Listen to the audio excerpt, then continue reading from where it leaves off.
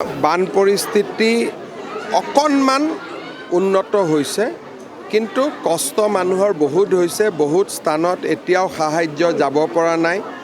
আমি নাও বা বিভিন্ন ধৰণে ৰাইজৰ ওচৰ চাপিব চেষ্টা কৰি আছোঁ, কিন্তু এতিয়াও প্ৰায় 20% লোক চৰকাৰৰ সাহায্যৰ পৰা বঞ্চিত হৈ আছে, কাৰণ তাত যোৱাৰ ব্যৱস্থা এতিয়াও আমি ঠিক কৰিব পৰা নাই।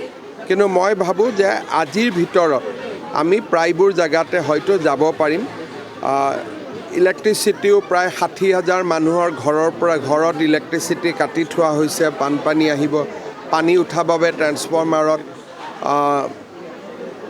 কিতাপ পত্ৰ, মাৰ্কশ্বিট, চাৰ্টিফিকেট, মূল্যৱান বস্তু বিস্তৰ ক্ষতি সাধন হৈছে। আমি চৰকাৰৰ পৰা যিমান পাৰোঁ সহায়ৰ বাবে চেষ্টা কৰিম। প্ৰায় যোৱাকালিলৈকে এইবাৰ বানপানীত মৃত্যু হোৱা লোকৰ সংখ্যা 50লৈ বৃদ্ধি পাইছে।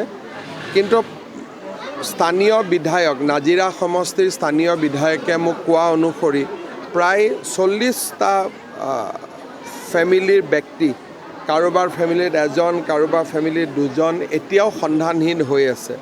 সেইকাৰণে মই অনুমান কৰোঁ যে মৃতকৰ সংখ্যা হয়তো আৰু বাঢ়িব। তেওঁলোকৰ পৰিয়ালৰ চাওক, আমি ইতিমধ্যে তেওঁলোকৰ পৰিয়ালক 4 লাখকৈ দিয়াৰ ব্যৱস্থা কৰিছোঁ, কিন্তু টকা পইচা দিটো আৰু এইবিলাক দূৰ কৰিব নোৱাৰি। গতিকে আমি তেওঁলোকৰ লগত থাকিব লাগিব, সহায় কৰি থাকিব লাগিব। মই প্ৰথম গোটেই তালিকাখন আহক, সংখ্যা এটা আহক, তাৰ বাবে অপেক্ষা কৰিছোঁ।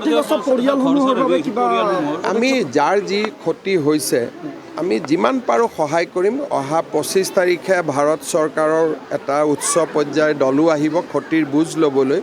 যাক যেনেকৈ পাৰোঁ আমি সহায় কৰিম, যাক যেনেকৈ পাৰোঁ। এইটো প্ৰায় এমাহ 2 মাহত নহ'ব, প্ৰায় 6 মাহ জুৰি আমি বিভিন্ন প্ৰকাৰে ৰাইজৰ লগত থাকিব লাগিব। মেডিকেল কেম্প, ভেটেনাৰী কেম্প, মানুহ ঢুকাইছে, লগত গৰু, ম'হ, ছাগলী বহুত বেছি মৃত্যু হৈছে। গতিকে গোটেই কথাবিলাক আমি চাই পেলাই ৰাইজক যিমান পাৰোঁ আমি সহায় কৰিব লাগিব।